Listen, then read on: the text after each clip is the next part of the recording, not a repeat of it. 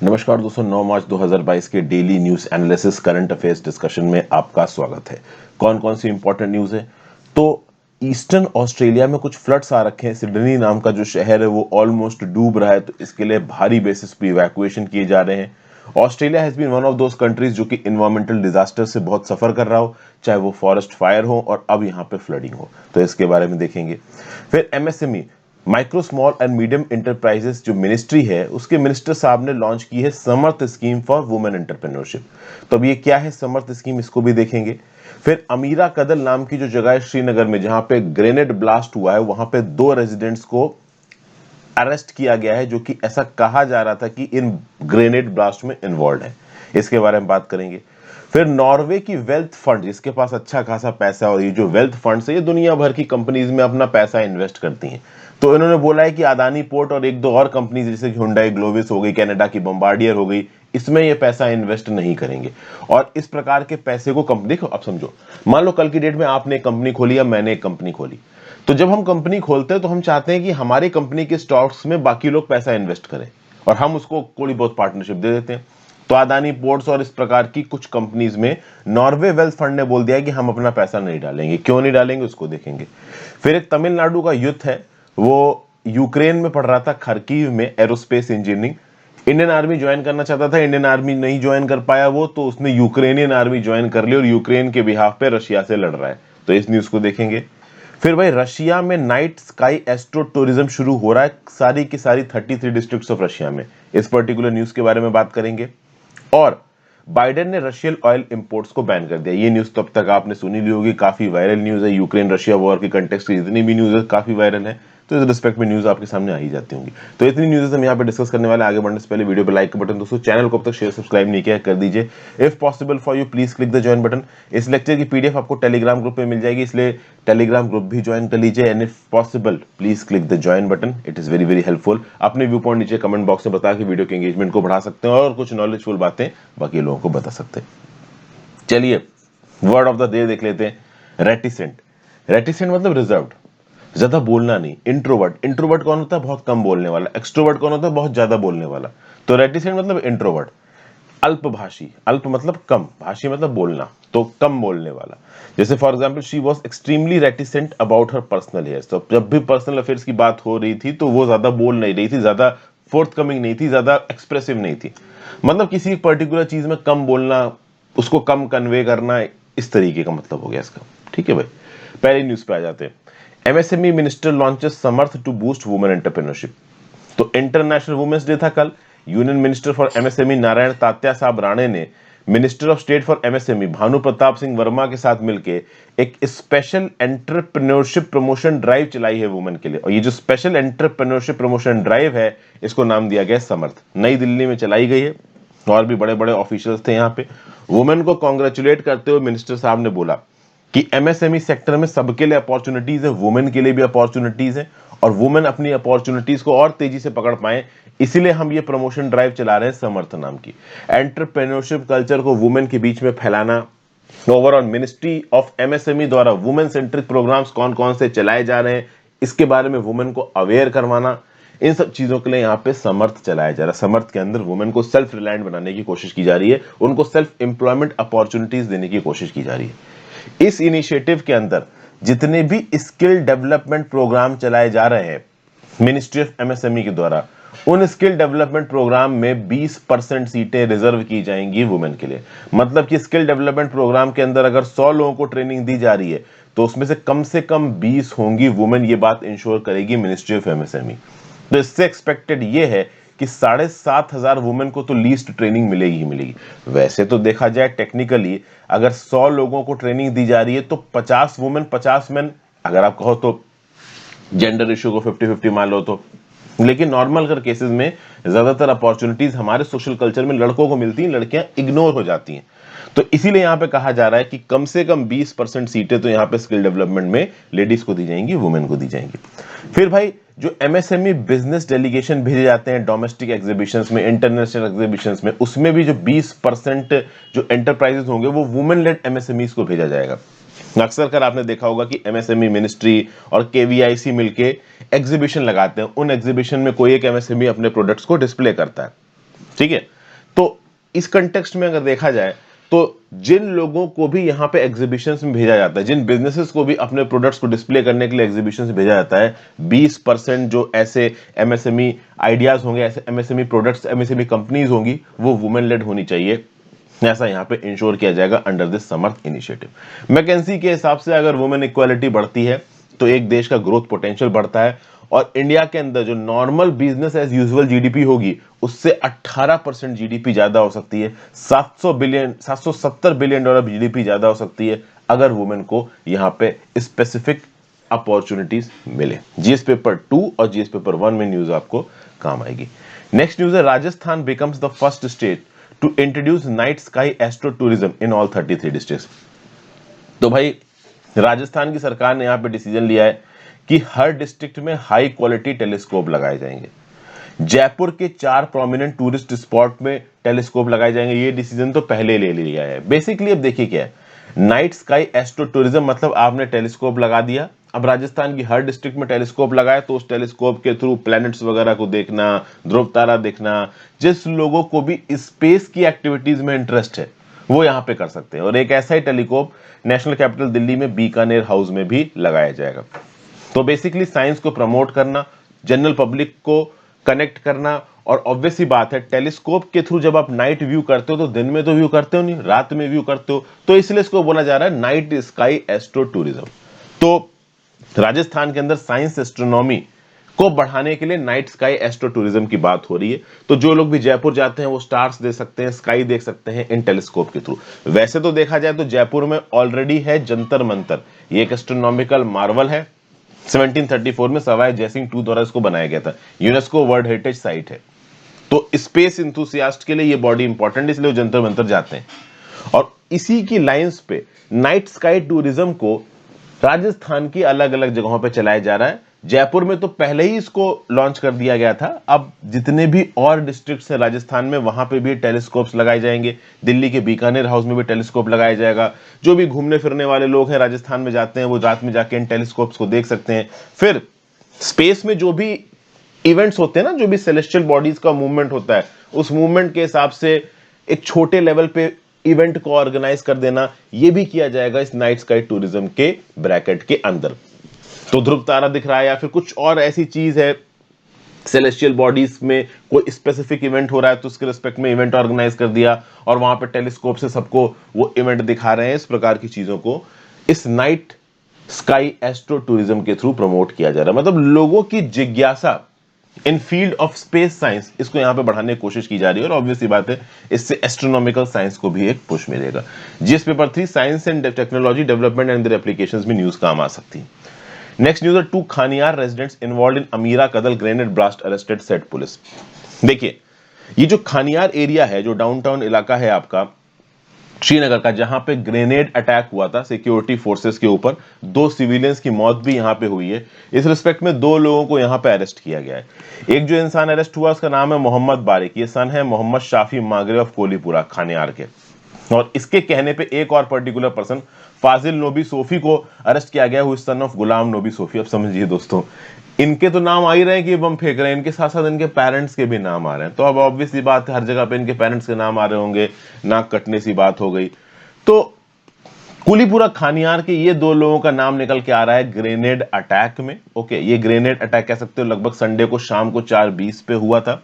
Okay, Kashmir valley में जो active terrorist है, इनके कहने पे इन 2 लोगों ने ग्रेनेड अटैक किया। इनका ऑब्जेक्टिव ये था कि एक पार्क्ड सिक्योरिटी व्हीकल के ऊपर, बेसिकली जो कश्मीर की फोर्सेस हैं सरकार की, उनके ऊपर ग्रेनेड फेंकना इनका ऑब्जेक्टिव था। लेकिन बहुत भीड़ बड़ा इलाका था और एक मूविंग बाइक के ऊपर से ग्रेनेड फेंक रहे थे, इसलिए निशाना यहां पे मिस हो गया। और वो जो पूरी की पूरी लोकेलिटी है वो बहुत क्राउडेड है, बहुत सारे स्टॉल्स वगैरह लगे होते हैं, लोग वहां पे चलते रहते हैं। तो ऐसी जगह पे अगर ग्रेनेड फटेगा तो केओस ज्यादा फैलेगा, इसलिए भी ऐसी जगह पे यहाँ पे ग्रेनेड को फेंका गया था। इस पूरे इवेंट में एफआईआर लॉन्च की गई है, FIR number 18/2022 under section 307 of IPC, section 7/27 of Indian arms act, section 16 and 23 of unlawful activities prevention act Shahidganj police station में एफआईआर लॉन्च हुई है। Section 302 of IPC and section 3,4 of explosive substances act के अंदर भी ये FIR file हुई है। और इस एफआईआर में प्रूफ के तौर पे सीसीटीवी कैमरेज के footage, cell tower dump analysis, IP dump analysis वगैरह वगैरह चीजों को, आई विटनेसेस को यहाँ पे टेकअप किया गया है। जीएस पेपर 3 में न्यूज आपको काम आएगी। नेक्स्ट न्यूज भाई बहुत बड़ी न्यूज है, बाइडेन ने रशियन ऑयल इंपोर्ट को बैन कर दिया और इसके बैन कर देने से दुनिया भर में तेल के दाम बढ़ सकते हैं। क्योंकि बाइडेन ने बैन किया है, यूके ने भी बैन कर दिया है, तो मतलब यूएसए और यूके आगे आने वाले समय में रशियन तेल को इस्तेमाल नहीं करेंगे। वैसे मैं टेक्निकली आपको बता दूं कि यूएस बहुत ज्यादा रशियन तेल के ऊपर डिपेंडेंट नहीं है। जितनी भी टोटल रिक्वायरमेंट है तेल की यूएस की, उसका केवल 3% आता है रशिया से। हालांकि उसके बावजूद भी रशिया से तेल ना लेने से यूएस के ऊपर इंपैक्ट आएगा। और यहां पे जो बाइडेन हीरो की तरह बोल रहे हैं कि भाई देखिए, हम अगर रशिया से तेल खरीदते हैं तो रशिया के पास पैसा जाएगा और उस पैसे को इस्तेमाल करके रशिया यूक्रेन के ऊपर अटैक करेगा। तो हम ऐसा नहीं होने दे सकते, इसलिए अब हम रशियन ऑयल को बिल्कुल भी इस्तेमाल नहीं करेंगे। रशिया से यूएस के अंदर कोई भी ऑयल नहीं आएगा। और एक बार को ये चीज केवल यूएस अपने ऊपर इंप्लीमेंट करे तो बात अलग है, बहुत सारे यूरोपियन कंट्रीज के ऊपर भी प्रेशर डालेगा यूएस कि ये स्टेप वहां पे भी इंप्लीमेंट हो। यूके ने तो ऑलमोस्ट कर ही दिया है, इंग्लैंड भी अब रशिया से ऑयल नहीं खरीदेगा। हालांकि जो सबसे बड़ी कोशिश होगी यूएस की कि जर्मनी रशिया से ऑयल इंपोर्ट ना करे, और जर्मनी की तरफ से ऐसा कोई भी अनाउंसमेंट नहीं आया। जर्मनी बहुत बड़े क्वांटम में ऑयल खरीदता है रशिया से। तो कुल मिला के यूएस प्रेसिडेंट जो बाइडेन ने ये जो स्पेट ऑफ सैंक्शंस लगा रखे हैं रशिया के ऊपर, इसमें वन ऑफ द सैंक्शंस ये भी है। अच्छा, मैं आपको बता दूं कि कोविड-19 के पैंडेमिक के बाद और जब से यूक्रेन वगैरह में वॉर शुरू हुई है, अमेरिका के अंदर जो गैस प्राइसेस है वो बहुत तेजी से बढ़ रहे हैं। गैस प्राइसेस $4.17 पर गैलन पहुंच गए, लगभग 85 रुपीज अ लीटर। सोचिए इंडिया में तेल मिलता है 107 या 108 रुपए प्रति लीटर चल रहा है अभी, आगे आने वाले समय में 150 तक भी पहुंच सकता है, 200-250 कितना भी पहुंच सकता है अगर ये वॉर चलती रहती है तो। चूंकि इंटरनेशनल क्रूड ऑयल के दाम बढ़ेंगे तो ऑब्वियस सी बात है इंडिया में भी दाम बढ़ेंगे। अगर सरकार अपने टैक्सेस कम भी कर देती है तो भी दाम तेल के ज्यादा ही रहने वाले हैं। तो कुल मिला के ओवरऑल रशिया के ऊपर ये जो प्यूनिटिव मेजर्स लगाए जा रहे हैं, इससे रशिया से एक्सपोर्ट होने वाला कोयला, तेल, गैस, इन सब का क्वांटम कम हो सकता है। रशियन इकोनॉमी को नुकसान पहुंचेगा और बाकी दुनिया को भी नुकसान पहुंचेगा, क्योंकि सप्लाई में एक कमी आ जाएगी और जब सप्लाई में कमी आ जाएगी तो उस चीज की डिमांड के चलते जो उसके दाम है वो दाम यहां पे बढ़ जाएंगे। ऑलरेडी तेल के दाम 120 बैरल्स को क्रॉस कर चुके हैं और ये यूएस में भी होगा। सीधे सीधे यहां पे प्रेसिडेंट बाइडेन ने अनाउंस किया है कि आगे आने वाले समय में अमेरिका के अंदर गैस और ऑयल के प्राइसेस बढ़ सकते हैं। और मैं आपको ये बता दूं कि अमेरिका अपने आप को यहां पे हीरो दिखाने की कोशिश कर रहा है, बट अमेरिका के अंदर कंपैरेटिवली इंपैक्ट कम होगा। बाकी जो इनके यूरोपियन एलाइज हैं उनके अंदर इंपैक्ट ज्यादा हो सकता है, क्योंकि Europe 20% of energy requirement Russia से इंपोर्ट करता है। तो यूएस अपने आप को हीरो जरूर दिखाने की कोशिश कर रहा है, बट कहीं ना कहीं यूएस अपनी एनर्जी नीड्स के लिए सेल्फ सफिशिएंट है, बाकी कंट्रीज यहां पे नहीं है। अगर यूएस की एक बहुत बड़ा क्वांटम रशिया से इंपोर्ट हो रहा होता ना, मैं 100% कह सकता हूं कभी भी रशियन ऑयल के ऊपर यूएस बैन नहीं लगाता। क्योंकि यूएस वाले जानते हैं कि वो कहीं ना कहीं ऑयल के इस सप्लाई गट को टेकअप कर सकते हैं, इस सप्लाई के गैप को हैंडल कर सकते हैं, इसलिए वो ये बैन लगा रहे हैं। बाकी यूरोपियन कंट्रीज नहीं कर पाएंगी और यूएस को इससे कोई फर्क नहीं पड़ता है। यूएस अपना डोमेस्टिक एजेंडा देख के चलता है, अपनी इमेज देख के चलता है, और उसके चलते यूरोप में क्राइसिस आ जाए उसको यूएस से ज्यादा फर्क पड़ेगा नहीं। लेट्स सी बाकी यूरोपियन कंट्रीज किस प्रकार से रिस्पॉन्ड करती हैं। मोस्ट प्रोबेबली फ्रांस और जर्मनी रशियन ऑयल को बैन नहीं करने वाले हैं। सब लोग अपनी स्ट्रेटेजिक जो प्रायोरिटीज हैं उसको तो ध्यान देंगे ही। जीएस पेपर 2 इंटरनेशनल रिलेशंस में न्यूज काम आएगी। फिर एक छोटी सी न्यूज ये है कि तमिलनाडु का यूथ है वो इस समय पे पढ़ाई कर रहा है आपका यूक्रेन के अंदर। अब तो क्या ही पढ़ाई हो रही है, वहां पे लड़ाई हो रही है। तो एरोस्पेस इंजीनियरिंग पढ़ रहा था वो खार्किव नेशनल यूनिवर्सिटी यूक्रेन में, और अब उन्होंने यूक्रेन की आर्मी ज्वाइन कर ली है। इस पर्टिकुलर यूथ ने इंडियन आर्मी को भी ज्वाइन करने की कोशिश की, लेकिन 2 बार ये इंडियन आर्मी से रिजेक्ट हो गया। 21 साल का है, तो अब ये यूक्रेन की तरफ से लड़ रहा है अगेंस्ट रशिया। नाम है इनका सैनिकेश रविचंद्रन। तो इनके घर वाले परेशान होंगे और घर वालों ने तमिलनाडु पुलिस को यह बात बताई, तो इस रिस्पेक्ट में एक न्यूज यहाँ पे निकल के आई है। This guy was very much fascinated with the army, इसने यूक्रेनियन आर्मी ज्वाइन कर ली। मतलब जहां मौका मिला अपनी स्किल दिखाने का वहां दिखा दी। जीएस पेपर 2 इंटरनेशनल रिलेशंस, आप कह सकते हो न्यूज वैसे तो उतनी काम की नहीं है, बट ठीक है एक बार डिस्कस कर लिया। फिर अगली न्यूज है thousands evacuate as Australia's largest city reels from severe flooding. तो भैया जो सिडनी नाम का शहर है वहां पे दसों हजार की तादाद में लोगों को इवैक्यूएट किया जा रहा है। फ्लैश फ्लडिंग हो रही है, सीवियर स्टॉर्म आ रहे हैं। अगले 48 घंटे सिडनी नाम के शहर के लिए और वहां के रहने वाले लोगों के लिए खतरनाक होने वाले हैं। 60,000 लोगों को इवैक्यूएशन के ऑर्डर्स इशू किए गए हैं कि भाई जहां जहां पे भी रहते हो वहां से बाहर निकल जाओ, रिलीफ शेल्टर्स में पहुंचो जो कि सरकार ने बना रखे हैं। एक मदर और सन की कार अबेंडन पाई गई, उसको पुलिस ढूंढने की कोशिश कर रही है। डिजास्टर रिलीफ जो पर्सनल से ढूंढने की कोशिश कर रहे हैं, अभी के लिए ढूंढ नहीं पा रहे हैं। तो फिर से एक एनवायरमेंटल क्राइसिस, एक इकोलॉजिकल क्राइसिस आकर ऑस्ट्रेलिया में खड़ी हो गई है। एक ऐसी ही क्राइसिस लेट 2019 और अर्ली 2020 में देखने को मिली थी ऑस्ट्रेलिया में, जब जबरदस्त तरीके से फॉरेस्ट फायर्स लगी थी ऑस्ट्रेलिया में। और अब ये प्रॉब्लम देखने को मिल रही फिर से ऑस्ट्रेलिया में in the form of floods. तो ये जो फ्लड्स हैं वो आप कह सकते हो north eastern reaches of New South Wales में बहुत बुरी तरीके से आए हुए हैं। 800 लोगों को इमरजेंसी अकोमोडेशन में डाला गया है। ऑस्ट्रेलिया एक ऐसी कंट्री है जो कि क्लाइमेट चेंज से बहुत सफर कर रही है। Droughts, Bush fire, bleaching events at great barrier reef, ये पिछले कुछ सालों में बहुत हैवी इंटेंसिटी में ऑस्ट्रेलिया में आ रहे हैं। यहाँ पे फ्लैश फ्लड्स आ गया है न्यूज में। तो फ्लैश फ्लड्स क्या होता है? एकदम से बहुत सारे पानी का आ जाना। क्लाउड बर्स्ट की वजह से आ सकता है, लैंडस्लाइड की वजह से कोई ग्लेशियर का टुकड़ा टूट के नीचे की तरफ गिरा जिसके चलते एकदम से बहुत सारा पानी रिलीज हो गया। Thunder storms, hurricane, tropical storm में एकदम से बहुत सारा पानी रिलीज कर दिया। तो एकदम से बहुत सारा पानी रिलीज कर दिया तो हैवी क्वांटिटी में पानी बहता हुआ है, जिसको टैकल करने के लिए प्रॉपर इंफ्रास्ट्रक्चर अरेंजमेंट्स नहीं है, तो इसको बोला जाता है फ्लैश फ्लड। और फ्लैश फ्लड में तगड़ा नुकसान होता है। उत्तराखंड में भी फ्लैश फ्लड इंसिडेंट हुआ था और उसके चलते 2013 में कितना बवाल हो गया था आपको पता है।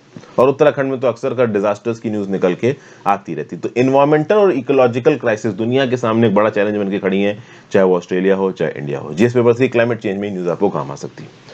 फिर अगली न्यूज है, Norway wealth fund puts Adani ports other companies on watch list. तो जो नॉर्वे का सोवरेन वेल्थ फंड है जिसके पास 1.3 ट्रिलियन डॉलर्स का क्वांटम है। अब आप बोलोगे सर ये कैसा, मतलब कहां से आया इसके पास 1.3 ट्रिलियन, 1300 बिलियन डॉलर्स कहां से आ गया इसके पास? तो समझिए, देखिए आप किसी कंपनी में काम करते हो, आपका पेंशन जमा होती है, ठीक है ना। तो उसको आप कह सकते हो कि उस पेंशन के पैसे को मार्केट में लगा के उससे रिटर्न देना, इसके लिए अलग अलग कंपनीज होती हैं जिनको पेंशन फंड कहा जाता है।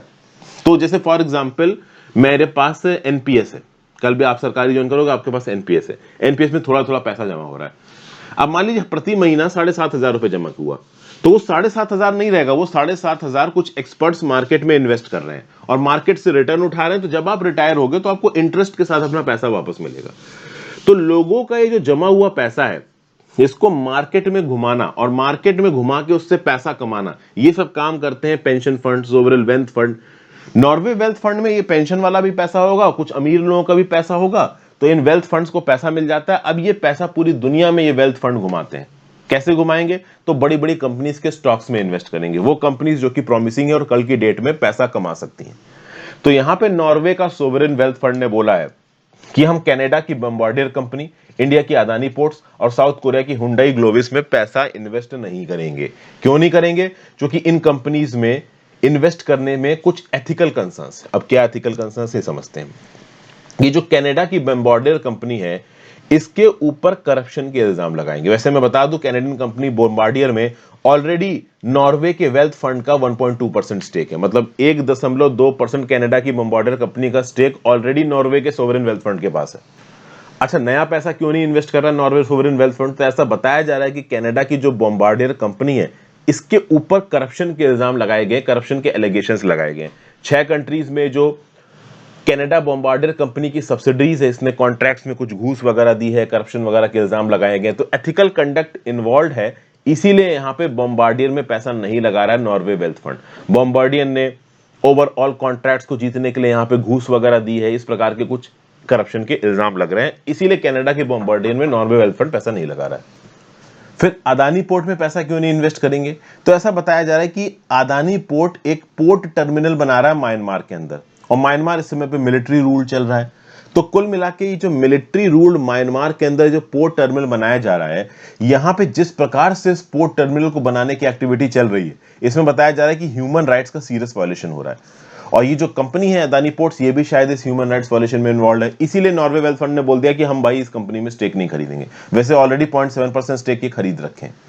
तो अदानी पोर्ट ने जो कंटेनर टर्मिनल बनाना है म्यांमार में, उसके चलते यहां पे ये जो वेल्थ फंड है वो कह रहा है कि हम अदानी पोर्ट में इन्वेस्ट नहीं करेंगे। हालांकि अदानी पोर्ट खुद ये बोल चुका है कि ये जो कंटेनर टर्मिनल बनाने का हमारा प्लान है, हम इसमें इन्वॉल्व नहीं होंगे, हम इस इन्वेस्टमेंट से बाहर निकल जाएंगे, लेकिन अब तक अदानी पोर्ट इस इन्वेस्टमेंट से बाहर नहीं निकला है। और फिर बात करते हैं हुंडई ग्लोविस, जो कि हुंडई मोटर ग्रुप की एक पार्ट है। तो हुंडई ग्लोविस के कुछ जो वेसल्स हैं, उन वेसल्स को पाकिस्तान और बांग्लादेश में ले जाके तोड़ा जा रहा है, उससे स्क्रैप निकाला जा रहा है। तो इस पूरे के पूरे प्रोसेस में, पाकिस्तान बांग्लादेश में स्क्रैप निकालने के प्रोसेस में जो भी लोग इन्वॉल्व हैं, वो खराब इन्वायरमेंटल कंडीशंस में काम कर रहे हैं, इन्वायरमेंटल डैमेज भी हो रहा है, उनकी हेल्थ को भी डैमेज हो रहा है। तो इस रिस्पेक्ट में ये जो हुंडई ग्लोविस नाम का ग्रुप है, इसमें भी इन्वेस्ट नहीं करेगा ये नॉर्वे वेल्थ फंड, ये न्यूज निकल के आ रही है। ओके, अच्छा एक चीज और बता दूं, कुछ दिन पहले ये भी न्यूज निकल के आई थी कि fund also said it has excluded from investment Chinese sports wear leaning. ये जो चाइना का स्पोर्ट्स वियर मेकर है लीनिंग, इसमें भी ये इन्वेस्ट नहीं कर रहे हैं। क्यों नहीं इन्वेस्ट कर रहे हैं? क्योंकि ऐसा बताया जाता है कि ये जो स्पोर्ट्स वियर कंपनी है, ये जिनजियांग नाम के प्रोविंस में लोगों के साथ अत्याचार करती है, इसलिए यहां पे भी पैसा ये नॉर्वे वेल्थ फंड इन्वेस्ट नहीं कर रही। तो इतनी न्यूज थी जीएस पेपर 2 इंटरनेशनल रिलेशंस के रिस्पेक्ट में, आपको काम आएगी। Thank you for watching friends. ज्यादा से ज्यादा लोगों से लेक्चर शेयर करिए, इंस्टाग्राम पे फॉलो कर लीजिए, टेलीग्राम ग्रुप ज्वाइन कर लीजिए, and if possible please click the join button.